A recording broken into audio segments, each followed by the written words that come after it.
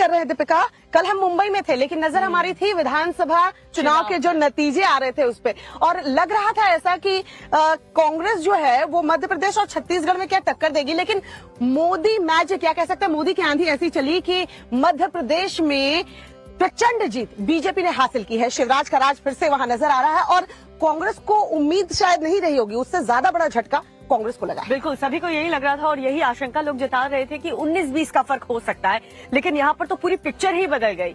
बहुमत से कहीं ज्यादा सीट बीजेपी को मध्य प्रदेश में मिली है और इसका असर काफी ज्यादा, बहुत हद तक बड़ा फैक्टर एम फैक्टर देखने को मिला, यानी कि मोदी और महिला वोटर फैक्टर ने कहा जा रहा है कि बीजेपी को जीत दिलाई है। मध्य प्रदेश में एक बार फिर शिवराज का राज कायम है। यहाँ बीजेपी को प्रचंड जीत मिली है। राज्य में बीजेपी ने बहुमत का आंकड़ा पार कर लिया है। चुनाव नतीजों के मुताबिक मध्य प्रदेश की 230 में से 230 विधानसभा सीटों के नतीजे आ चुके हैं, जिसमें बीजेपी 164 सीटों पर जीत हासिल कर बहुमत के आंकड़े से ऊपर है, तो वहीं कांग्रेस के अनुमानों पर पानी फिर गया। एमपी में कांग्रेस महज 65 सीट ही जीत सकी, वहीं एक सीट अन्य के खाते में गई है। मध्य प्रदेश में जहां मोदी मैजिक का जलवा दिखा, तो वहीं लाडली बहनों ने भी शिवराज के राज को कायम रखा। हाँ, जीत का सेहरा जाहिर है इन्हीं के सर पर है। सर, इतना प्रचंड बहुमत किसको श्रेय जाता है?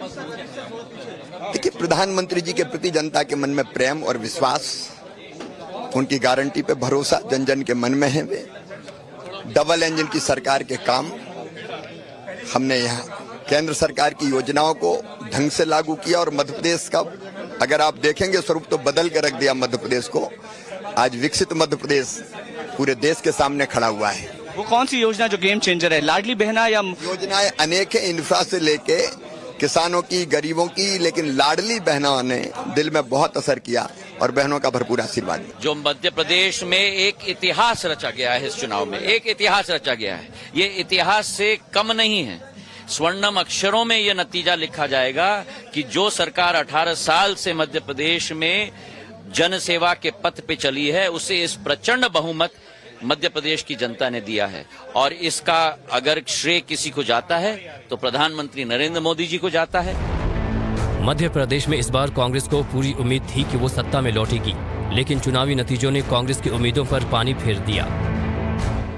मैं भारतीय जनता पार्टी को बधाई देता हूं और उम्मीद करता हूं कि जिस प्रकार जनता ने उन्हें समर्थन दिया है वो उस पर खड़े उतरेंगे और जनता को जो विश्वास उन्होंने जताया है भारतीय जनता पार्टी पर, वो विश्वास बड़ी जिम्मेदारी से वो निभाएंगे। हालांकि मध्य प्रदेश में बीजेपी के लिए चौंकाने वाली बात ये रही कि शिवराज सिंह चौहान सरकार के 12 मंत्रियों को हार का सामना करना पड़ा, जिसमें कद्दावर नेता और राज्य के गृह मंत्री नरोत्तम मिश्रा दतिया से चुनाव हार गए।